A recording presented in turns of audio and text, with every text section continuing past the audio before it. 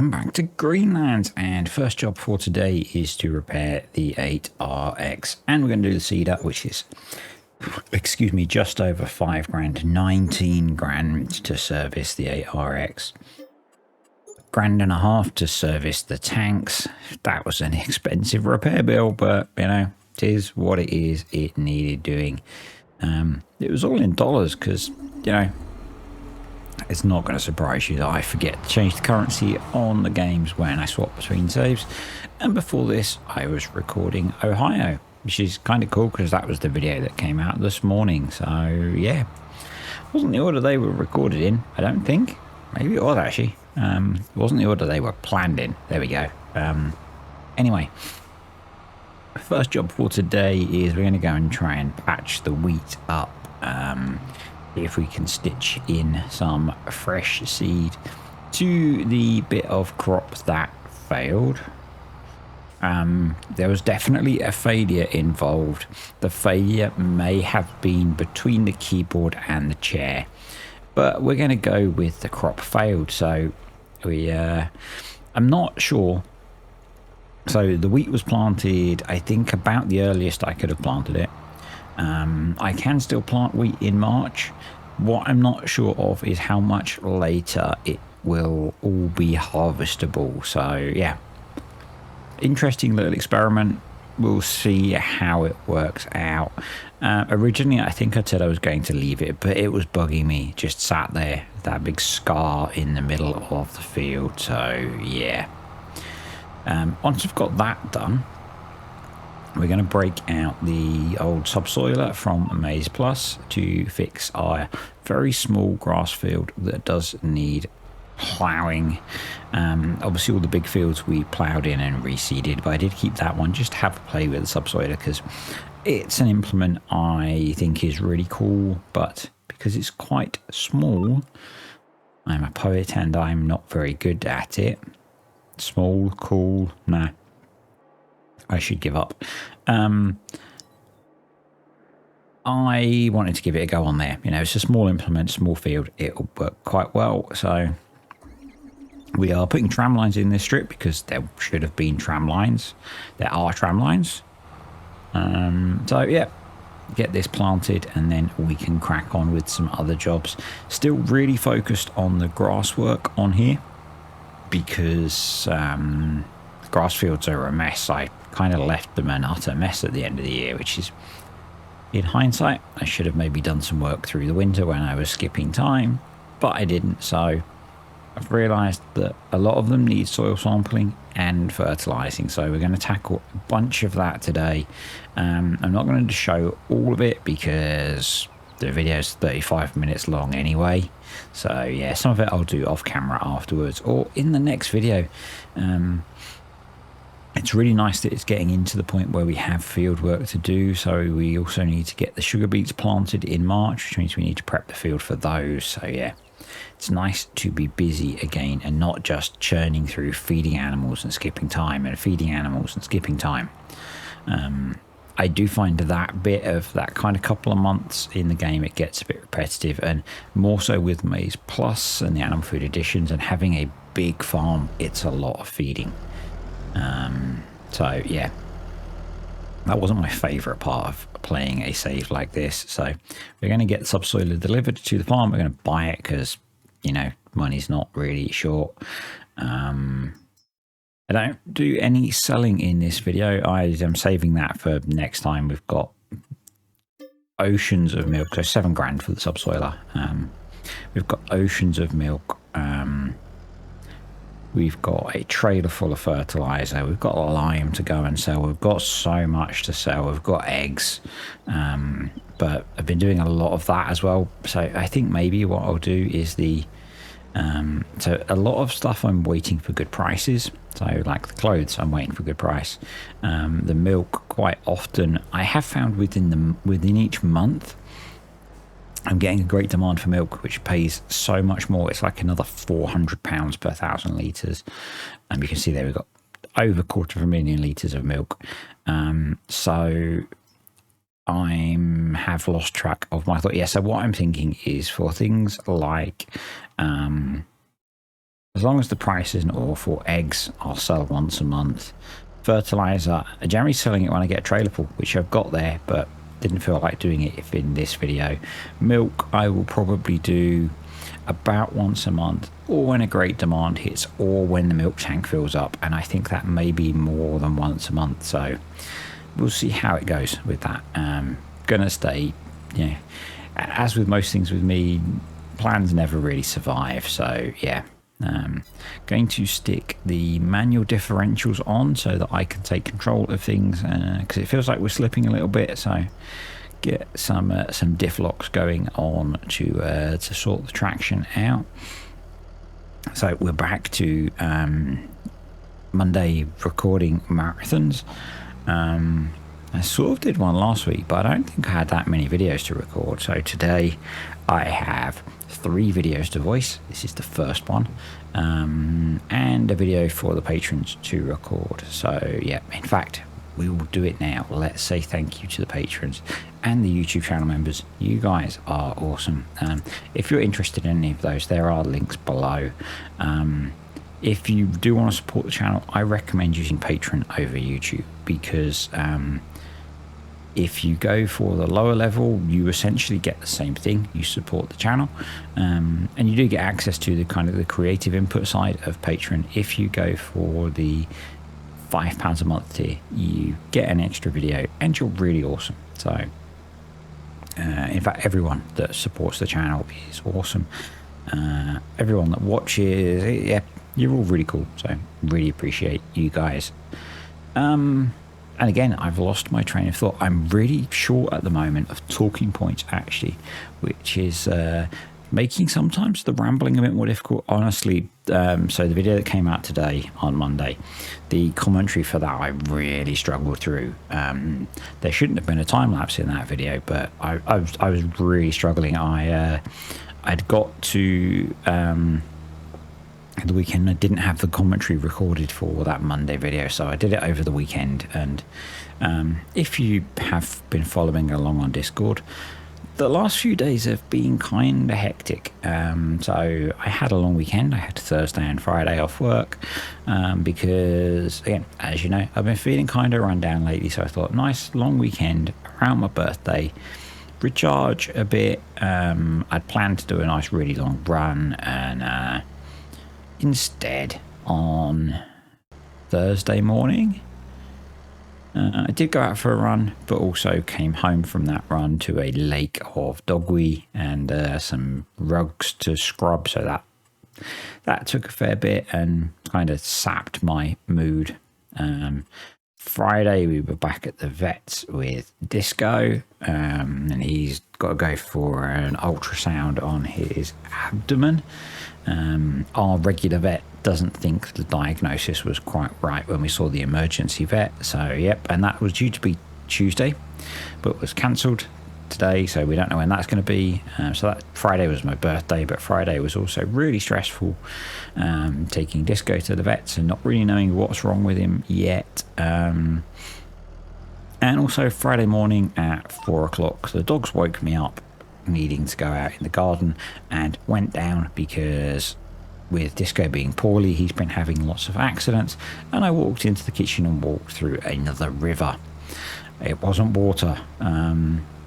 So yeah, that wasn't the start of the birthday I wanted, and I was just tired all day and kind of fed up.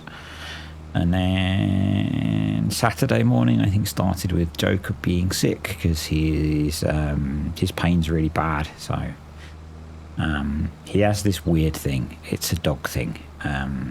It's what a vet described it to us once.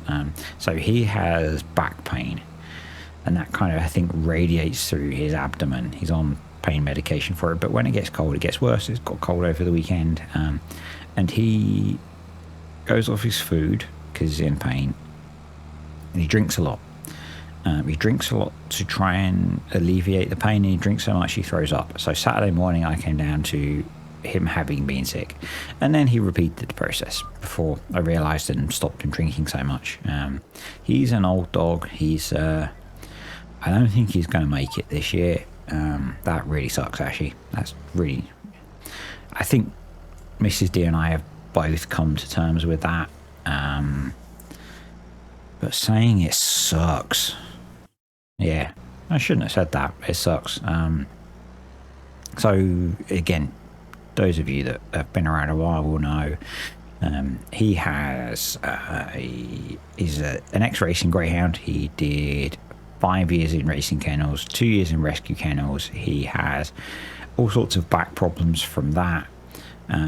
He has arthritis from that. He has a weak back leg from that.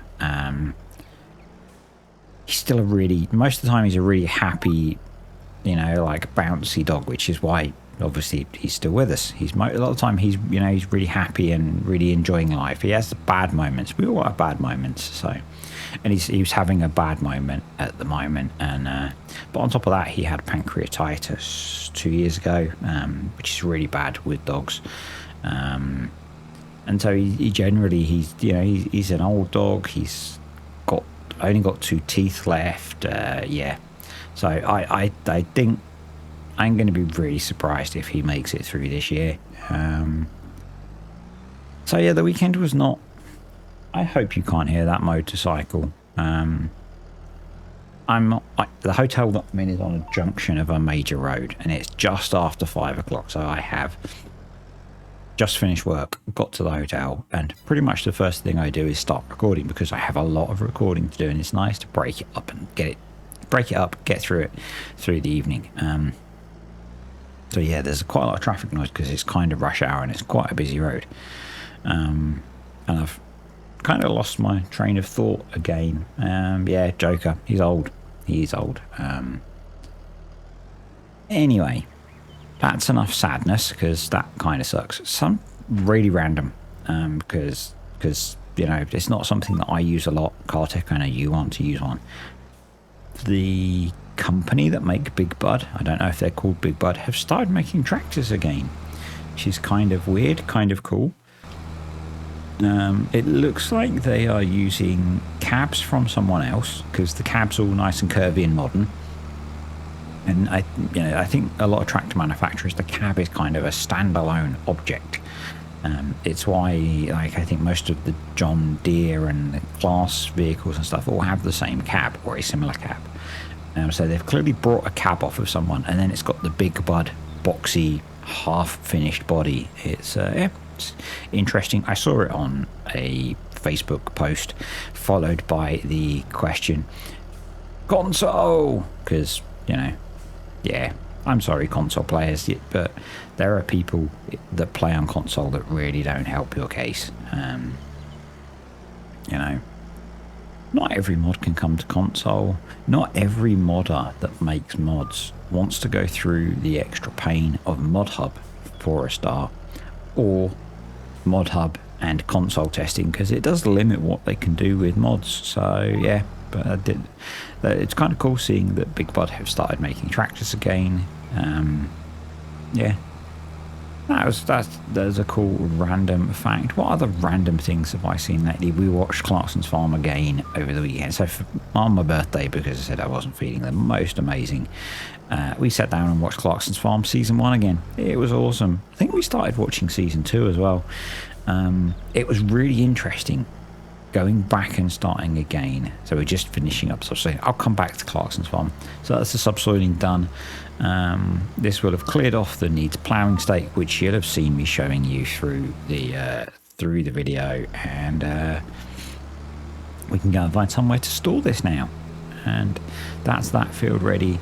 I say the next job really we need to do is catch some air, and then look at soil sampling and fertilizing the grass fields. I'm going to do that in the next game day, because I want to keep progressing time when I can, and I had the time to go through the process of checking and feeding all the animals. So it is quite time consuming. I'm not complaining, just explaining, to quote Mr. CDP.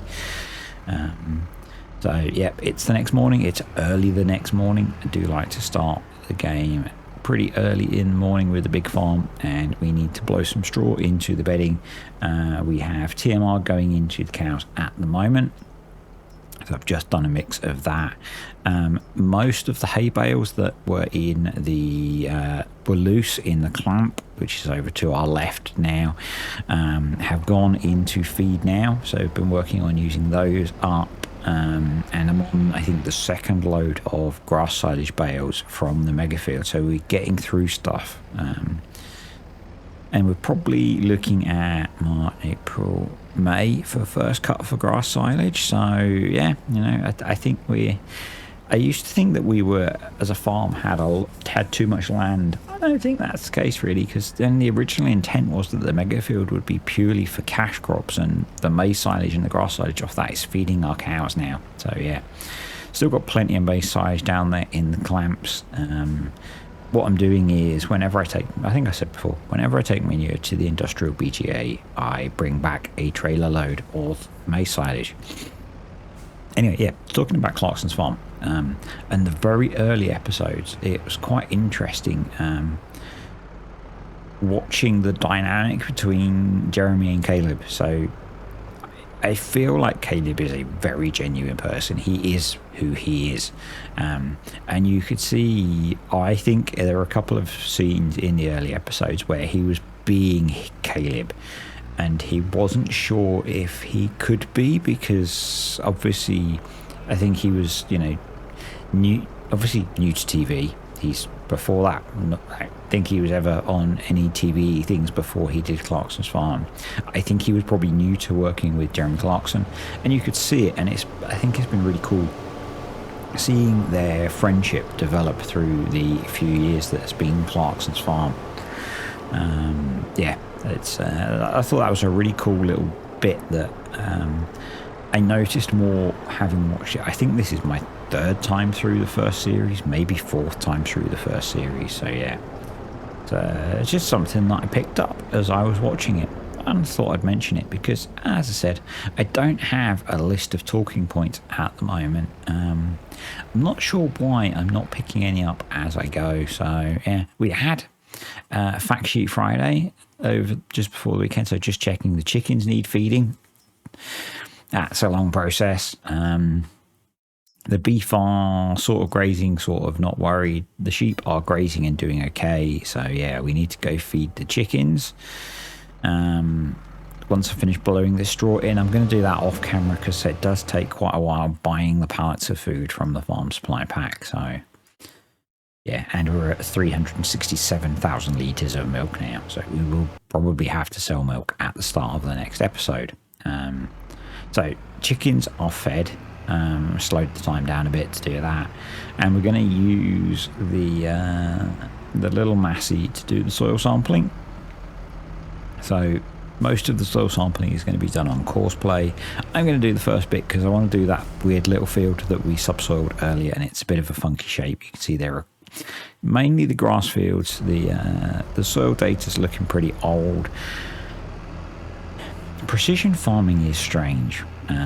I think in FS22 they've made it slightly harder, but I think most people playing on most maps, if you're not doing a lot of grass work, you probably only ever scan a field once, unless you play maps for a lot of years. Grass fields, obviously, where you can get sort of 3 or more cuts off it in a year, you might need to scan it more often. And I remember testing it, but I don't exactly remember the conclusion.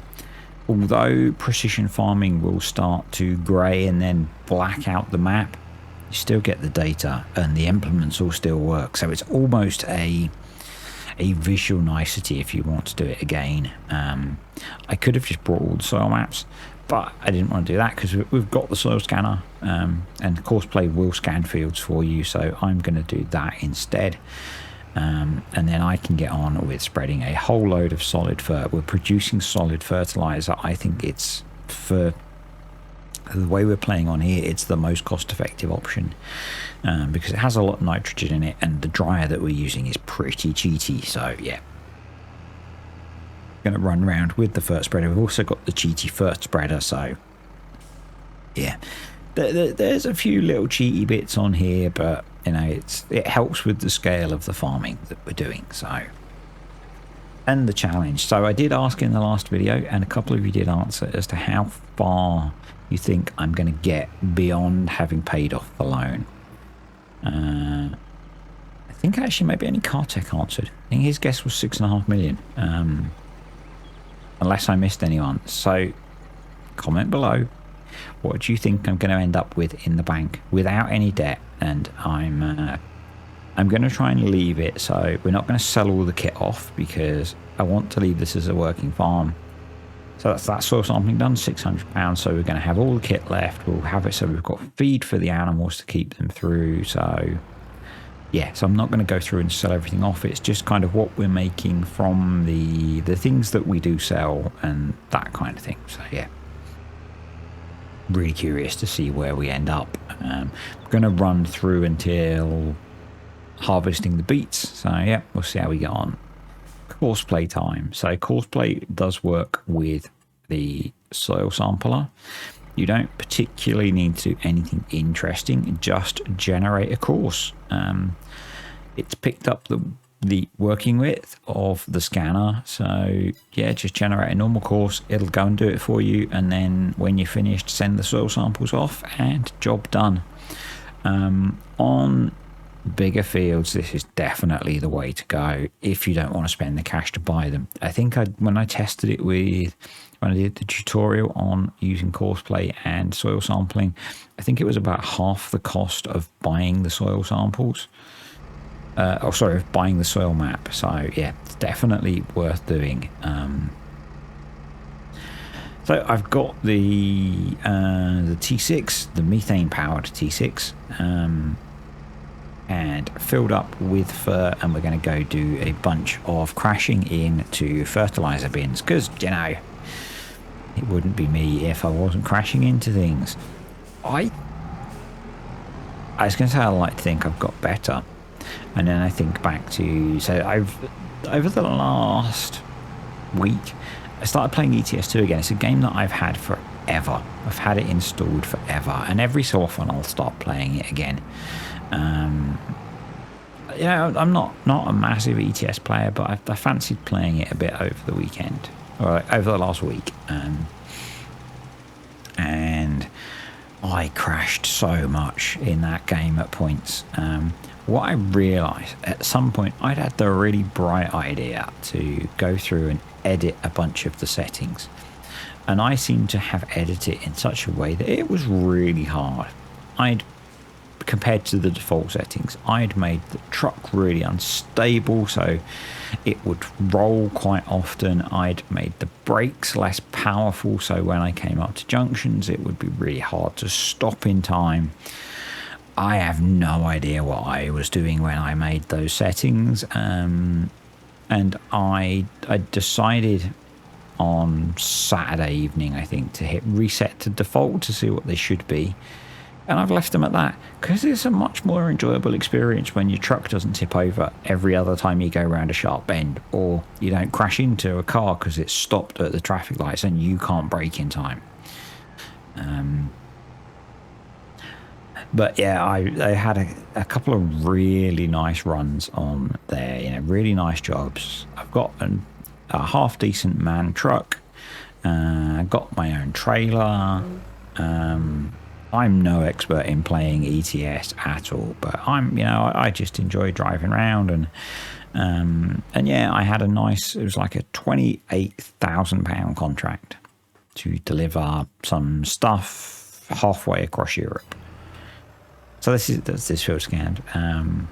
I had, on a previous job, had a minor prang, and the dash had gone red, and I was, go service your truck, and the engine would cut out every so often, because that's how they simulate that kind of thing. And I was partway through the trip, and it's like I was coming past a town, pulled in, serviced the truck, fixed it all up. 20 grand later, rolling out of the town, came to the first set of traffic lights. Car in front stopped for a red light. I didn't stop. Smash. Engine warning light back on. That was fun. Yeah, loved it. So having reset all the settings, things in there are a lot better because I'm not crashing as much. Yeah, it's just one of those games that every so often I'll pick up and play. It's probably the last week's probably the most I've played it in a while.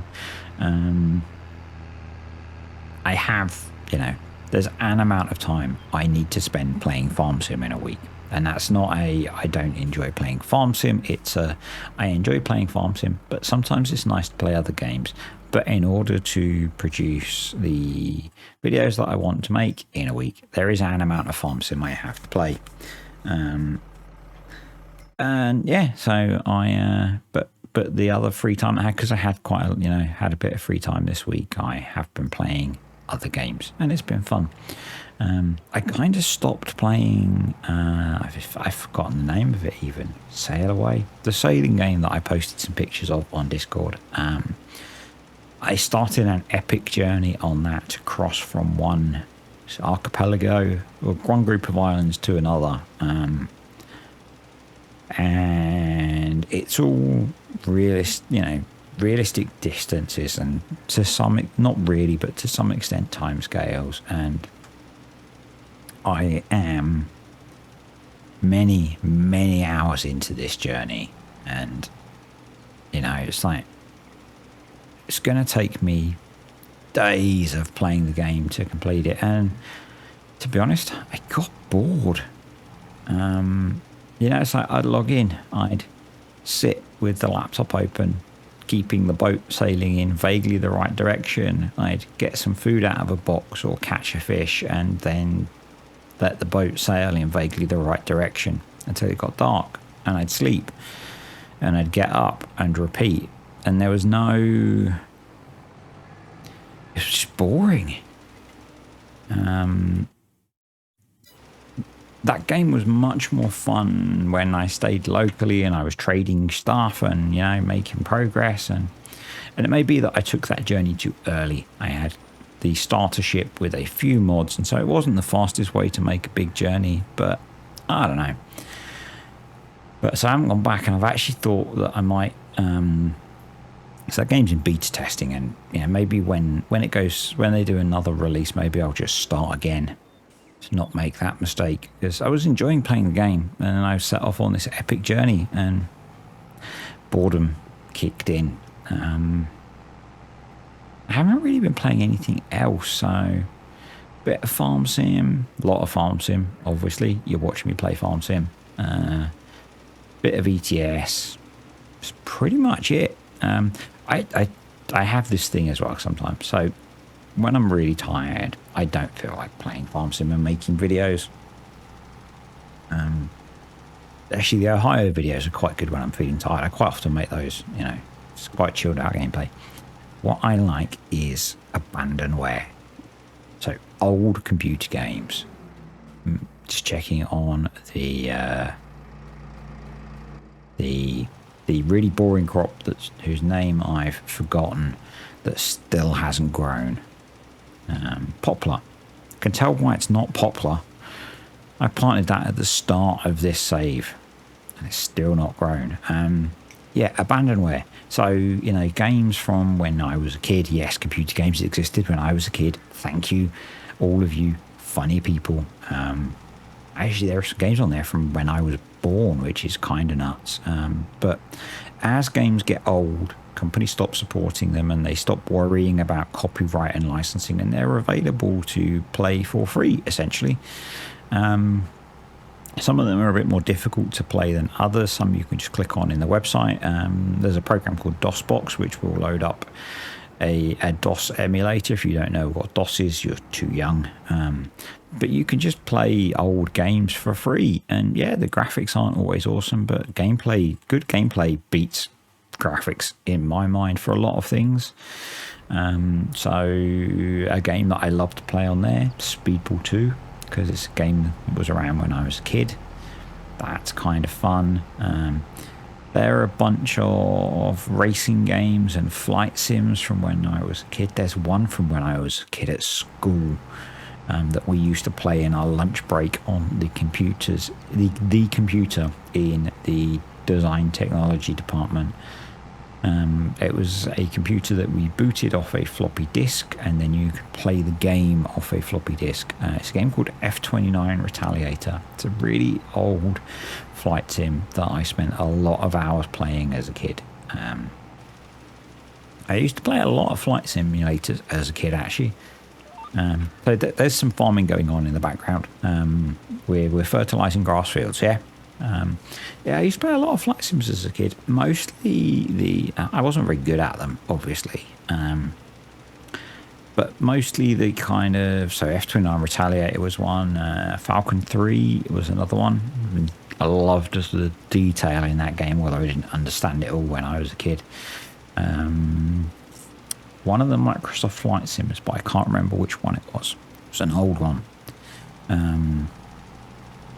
And also, I think it was MicroPro's Grand Prix, which was a Formula One game. It was back when I was interested in Formula One, again in my mid to late teens, I guess. Kind of the Ayrton Senna, Nigel Mansell era, and I spent so many hours playing that game, racing Formula One cars. Yeah, it was cool.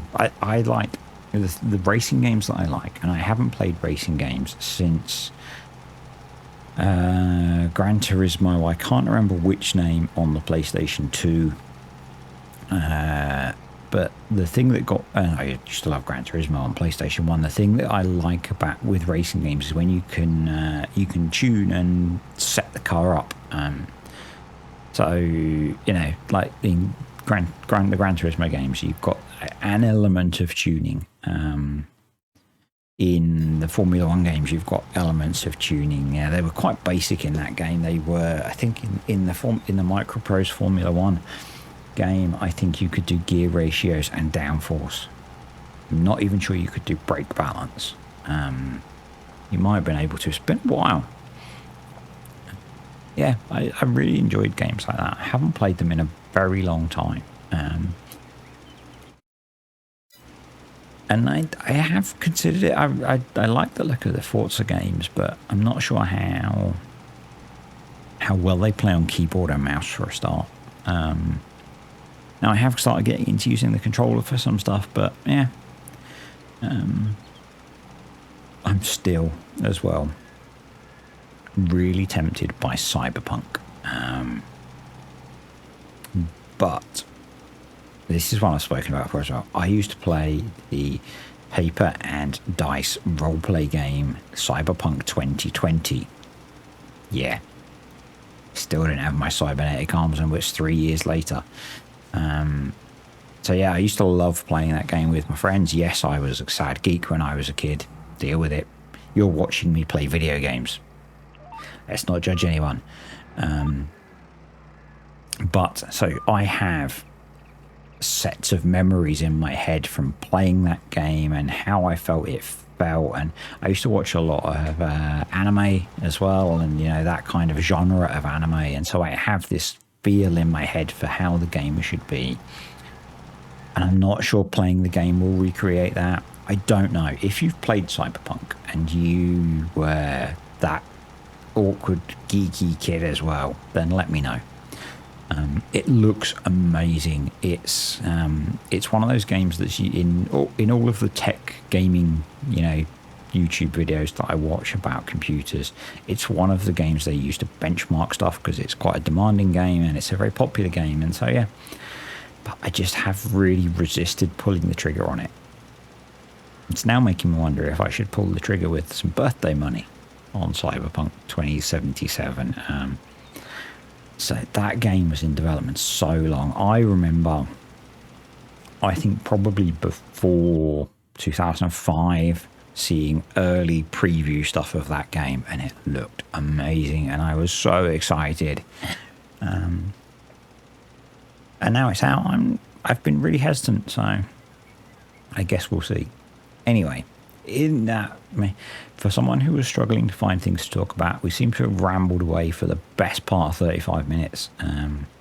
We've got some of the grass fields scanned and some fertilised. I might do the other ones off camera. I might do them in the background while we're doing other jobs on here. I might get Courseplay to do some of them while we think about doing the sugar beet, which I think is what we'll probably do next time, along with selling some stuff. So, yeah.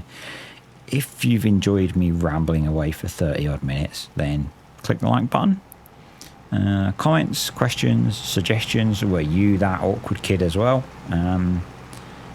Stick them below, and I will see you next time on Greenlands. And yet again, I'm a little bit premature. I know, Kartik, that's what she said. See you next time.